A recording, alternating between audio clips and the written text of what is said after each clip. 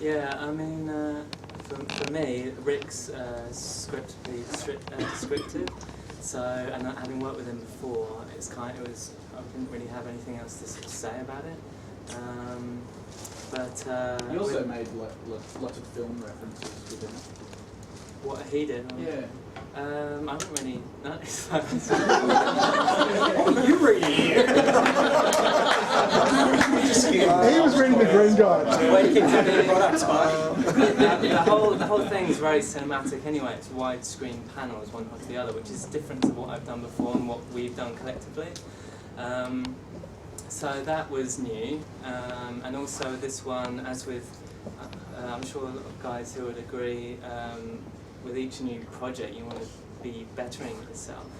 And so with this, I was taking into account that you've got the sort of linear story, but then you've got the sun setting as well, so the actual pages are going darker, and the shadows are longer and all the rest of it.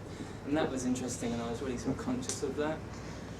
And just trying to sort of put that on the page and just better myself as a sort of storyteller rather than just doing like a cool picture. Cool. Fireside Tales is a horror anthology. Is horror something you guys have played with before or you worked on? What was that like? First time doing horror, a bit nuts. I like horror as a genre. Do watch a lot of horrifying things. So, I mean, I think I got to get into that. I did watch a couple of DVDs every now and again, more so than I normally do. I was always a big fan of the horror anthologies, so got the chance to do this because, yeah, perfect. Big questions, guys. Yep. I had a question for Steve. Right to the corner. Come on. Steve, was it more difficult to edit the anthology than the other books? Sorry? Was it more difficult to edit the anthology than the other books? Yeah, I guess so, because it is, I mean, you're not only, like, you're not only managing the pages, but you're also managing the people. And, I mean, with Alisha, it's easy because it's just talking straight to her, and it's just like, well, there's no need for translation with how we're talking, but you also sort of, when it's a collaboration, you want to make sure the communication between the two parties is as clear as possible, as smooth as possible, so it is sort of, it was a bit more sort of like, okay, and you think of it, you have to think about who you're teaming them up with. Like for me, it was very sort of natural to select the team ups. It was sort of like, okay, they both sort of, not just their personalities, but their same interests, and it's sort of like, okay, it'll just work towards a better project.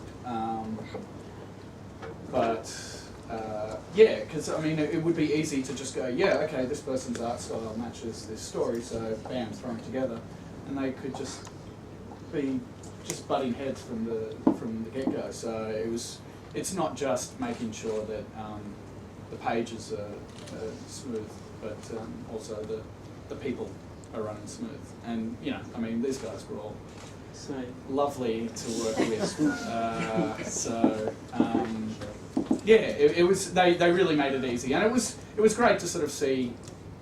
They all kind of fed off each other, which was great. Like, so it wasn't just exciting to see their work getting made, but it was exciting to see them riling each other up, and just seeing the energy just grow as you got further into the project. He's got a good eye for matching people up. Yes. Books, you don't have to suck up anymore. It's out, dude. It's the editor-in-chief. He's responsible for that. There's one person you could slap. Oh, one person I could slap. It's got to be Billy. He's just got that kind of head, doesn't he? I might like that. I could slap Ben, but then he'd just, I don't know, make it all sexy.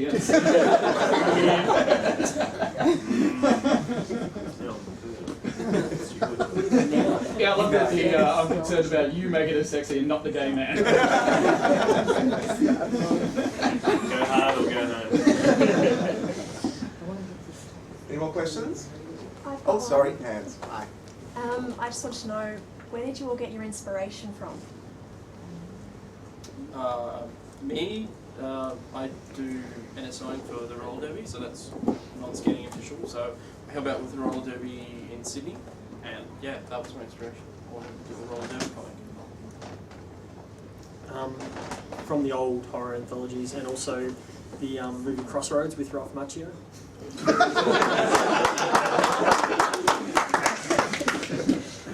My stuff probably comes from movies a lot. Yeah, getting into comics, it was more of an aesthetic thing. The artwork came first, and I've sort of subsequently got into the stories, but yeah, movies. I guess obviously the inspiration started with the story when the script came in, and seeing some of those descriptive things, that's what jumped out straight away. And then I guess I just really leaned a bit on music, I guess, because our one is really based upon a musical journey of someone. I went back to some of those original old music that was recorded in the 30s and 40s, around the time of the legend of the original character, Mr. Johnson, that went to the Crossroads. So I leaned on that, and I'd have that playing while I was, and then anything I can have in the background that I've seen 100,000 times that won't distract me, because I'll get sucked in and just be watching that for 2 hours. That's fine. Having Mad Max or whatever playing in the background is always good. But yeah, to start off with, probably the music more than anything. I just really like post-apoc sort of stuff, so I just started thinking about if it happened in Australia, like if big sort of germs killed most of the people, sort of what would happen, and it kind of sort of just took it from there. Like if there was only 200 people left where there were 40,000, where would they go? What would you do? Then what would these just kind of just train of thought really, and just wrote it down. And after a while, there was enough pieces of information to put it together into a story, and it kind of went from there. For me. I had no friends as a kid. So I spent a lot of time in a corner in my little primary school library just reading mythology and fairy tales and stuff. And then when I went to university, I did a lot of heavy stuff in archetypes and Jungian theory and structuralism, and it got me really interested in stories within stories. And stuff like that, and a lot of the adaptations that were coming out at the time, because fairy tales was starting to be the thing that Hollywood latched onto after comic books, because they've got to cycle through everything. It was all coming out, and it was all kind of looking really weak. So I was like, no, someone's got to darken this up. Yeah, it's really good. But that's a childhood of loneliness and fairy tales that just weren't quite right. I just liked drawing as a kid, and thought that was sort of a good way to tell stories, and I like telling stories, that sort of stuff. And my grandfather was an artist, so that's sort of a bit of an inspiration there as well. Do we have another question over there? No? There were just multiple hands. Any more questions from the room? Yeah, I've got a couple. Yeah, throw them out. First one, I know horror's a very verbose kind of genre. Like, if you're ever reading short stories and that, they're very ridiculously descriptive. I was just wondering, from a writer's perspective, how do you condense that right down to a comic book form? And from a design perspective, how do you take 10,000 words from a writer and trash it and make one panel out of it? Like, especially collaborators, have you guys? You have your editor sending you an email saying, get to the point. Were there a lot of those really? One or two. I just think being as descriptive as possible, and then from my perspective, Will could use what he wanted out of that and what he didn't want, and go from there. So I was just going to say, with regard to the anthology, was it like a page count you were after, or just in terms of length?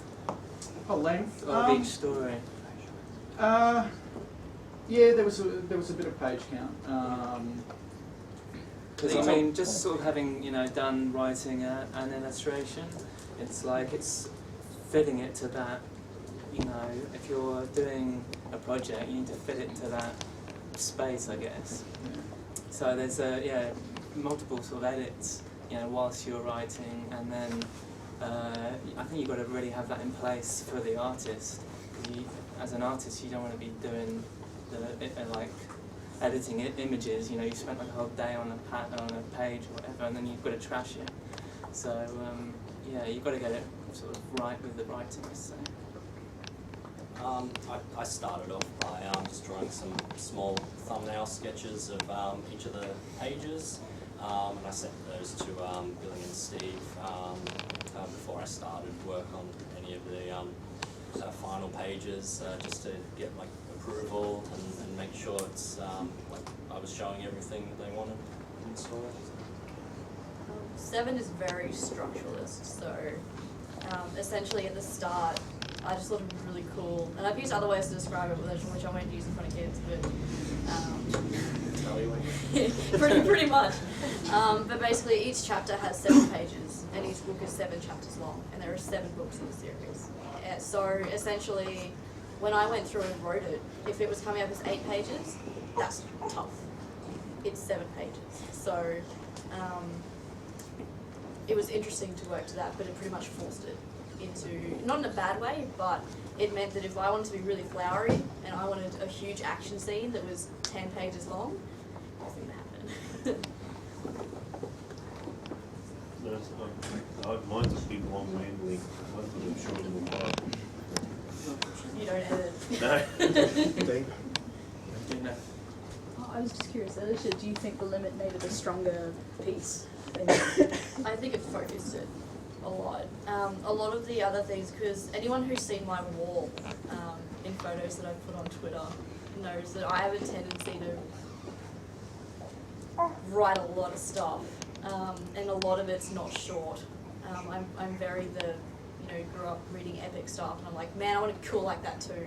So everything I do is going to be 1,000 pages long, and it's going to have all these splash pages, and it's never going to get done. So I think that in effect, it was basically like, yep, it's 7 pages, you've got to do it now. You don't have an excuse that it's 130 pages long and you're never going to get it done. So yeah, I think it strengthened it in that it focused the work a lot. I think Steve's telling me, and I think told you the same, telling us 10 to 11 pages was good. It set a limit. And then when I went over 10 pages, you're telling, yeah, cut this particular, either pick this page or this page. So it was good. That limit helps. It trims the fat. Yes, trims the fat.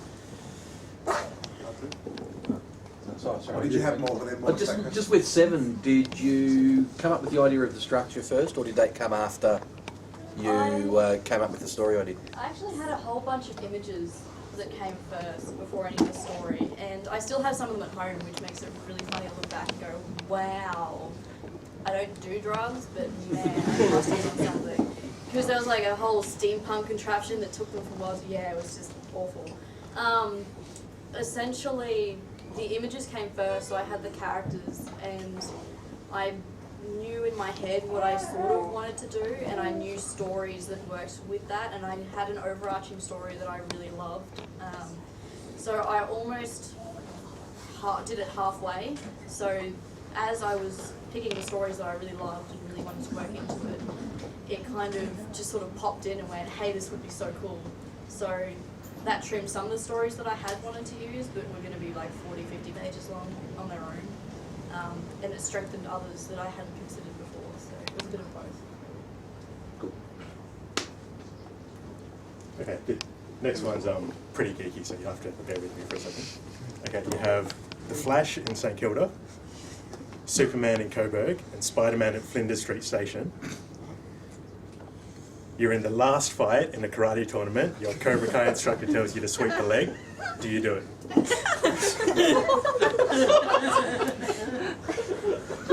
I'm from Brisbane. I'm stepping out of this right now. Cobra Kai, you show no mercy. I don't know my geography, but I'd say yeah. Stepping it up.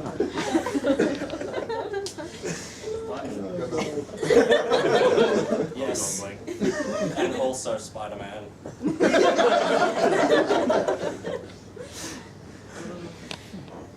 Any more? Well then, to wrap it up, I'll just ask you guys to pimp your titles for the crowd. A little bit. Kranburn, spelled phonetically.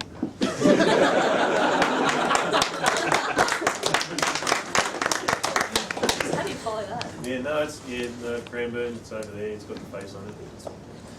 It is. It doesn't have a warning on it, but I've realised I probably should start to say that it does have pretty bad words in it and violence that doesn't turn the camera away. Like if it was a movie, it would be. It's an art movie. If there was a rating after R, that's X. No, well, they don't do rude things to that. Yeah, I'm sure you would. Maybe initial seven. Yeah. Violent and fun. I should probably put a warning on 7 actually, now that I think about it. It's probably not a kid's thing. Even though that's pretty much what I was reading as a kid, so don't read your kids out. You turn out like me. Essentially, your basic awesome story of a journey just to get back things that have been lost and do it while battling absolute evil in the form of absolutely horrifically hideous old witches. So if you've ever been afraid of old women, also don't pick it up. They're creepy too. But yes. Also, women in comics. I won't write on it, but come on, man. We're all, come on. I know you're wrong. Come on. It's a horror comic about a roller derby girl. She thinks she's king shit, and she's slowly finding out that she's not. She needs to want to get back on top. So I can't reveal too much after that. So, and it's got awesome art. Lots of short derby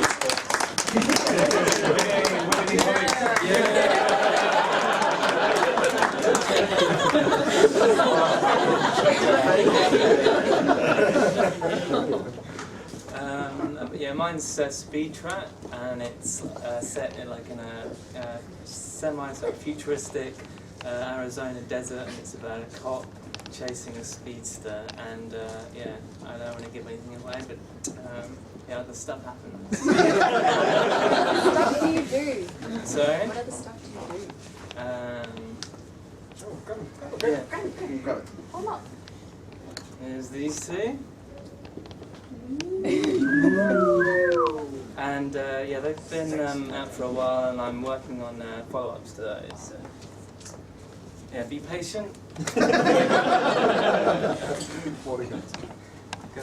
My story is the Ballad of Danny Flash with Will. It's about a journey of a guy who wants to be a musician. Pretty much it. Like these guys, I don't want to give too much away. But with the book itself, there's 3 stories in there, so you're bound to like at least one of them. Good odds. Well, thank you guys. We're all looking forward to reading them. Thanks to the guys at All Star and obviously FEC here for the launch. Be sure to get your copy of the books that Steve is here selling down here, and get them signed by all the guys who are now going to go back to their stations and draw and sign. And best question. Oh, best question. Yes. It's got to be the Flash. Yeah.